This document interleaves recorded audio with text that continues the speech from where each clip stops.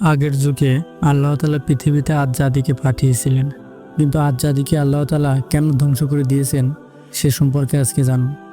আদ জাতির 13টি পরিবার বা গোত্র ছিল। আম্মান থেকে শুরু করে হাজারা মাউদ ও ইয়ামন পর্যন্ত তাদের বসতি ছিল।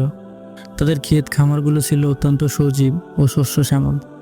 তাদের প্রায় সব ধরনের বাগবাগিচা ছিল। তারা ছিল সুঠামদেহী ও শক্তিশালী। আল্লাহ তাআলা তাদের প্রতি অনুগ্রহের দুয়ার খুলে দিয়েছিলেন, কিন্তু অবাধ্যতার কারণে এসব নিয়ামতি তাদের কাল হয়ে দাঁড়ালো। তারা নিজেরা পথভ্রষ্ট হয়েছিল ও অন্যকে পথভ্রষ্ট করেছিল। তারা শক্তির নেশায় মত্ত হয়ে আমাদের চেয়ে শক্তিশালী আর কে আছে বলে ঔদ্ধত্য প্রদর্শন শুরু করেছিল। তারা আল্লাহর ইবাদত পরিত্যাগ করে নূহ আলাইহিস সালামের আমলে ফেলে আসা মূর্তি পূজার শিরকের পুনরায় প্রচলন ঘটালো। নূহ আলাইহিস সালামের প্লাবনের পরে এরাই সর্বপ্রথম মূর্তি পূজা শুরু করে। মাত্র কয়েক পুরুষ আগে ঘটে যাওয়া নূহ আলাইহিস সালামের সর্বগ্রাসী প্লাবনের কথা তারা বেমালুম ভুলে গেল। ফলে আল্লাহ তাআলা তাদের হেদায়েতের জন্য তাদের মধ্য থেকে হুদ আলাইহিস সালামকে নবী হিসেবে প্রেরণ করলেন। তিনি তার সম্প্রদায়ের লোকদের তাওহীদের আহ্বান করেন এবং তাদেরকে আল্লাহ ছাড়া অন্য কোনো ইবাদত করতে নিষেধ করেন। তিনি বলেন, তোমরা যাদের পূজা করছো তাদের তোমরা নিজেরাই বানিয়েছো, এমনকি তাদের নাম ও অস্তিত্ব তোমাদের বাজে কল্পনা ছাড়া কিছুই নয়। তিনি তাদেরকে আরও বলেন, আমি তোমাদেরকে যে উপদেশ দিচ্ছি এর বিনিময়ে আমি তোমাদের কাছে কিছুই চাই না। এর প্রতিদান স্বয়ং আল্লাহ তাআলা আমাকে দান করবেন। তোমরা তোমাদের অতীতের পাপের জন্য মহান আল্লাহর কাছে ক্ষমা প্রার্থনা করতে থাকো এবং আগামীতে পাপ কাজ থেকে বিরত থাকো।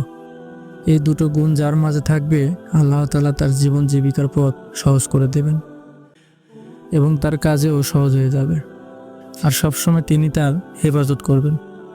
জেনে রেখো, তোমরা যদি আমার উপদেশ মতো কাজ করো তবে আল্লাহ তাআলা তোমাদের উপর প্রচুর বৃষ্টি বর্ষণ করবেন, যে বৃষ্টি তোমাদের জন্য অনেক উপকারী হবে, আর তোমাদের শক্তিকে আল্লাহ বহুগুণ বৃদ্ধি করে দেবেন।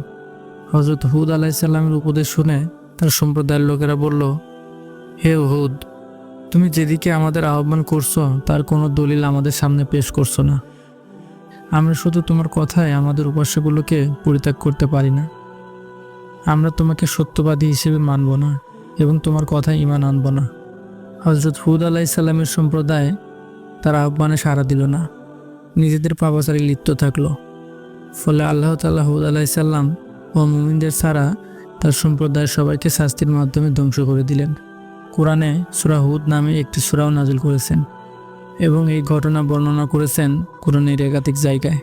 এর দ্বারা তিনি শিক্ষা দিয়েছেন, মানুষ যে সম্পদ পেয়ে দুনিয়ায় নিজেকে সেরা মনে করে তা সৃষ্টিকর্তাকে ভুলে যায়। যে সম্পদ দেয়া হয়েছে তা যে তার সৃষ্টিকর্তা আল্লাহ তাআলার পক্ষ থেকে তা স্বীকার করতে চায় না। এমন সম্প্রদায়কে আল্লাহ তাআলা নবীকে দিয়ে দাওয়াত দিয়েছেন, তারপর ধ্বংস করেছেন। এখন যারা দুনিয়া পেয়ে আল্লাহ তাআলার অস্তিত্বকে অস্বীকার করে তাদেরকেও আল্লাহ তাআলা চাইলে যে কোনো সময় ধ্বংস করতে পারেন। সুতরাং মানুষ যেন এর থেকে শিক্ষা নেয়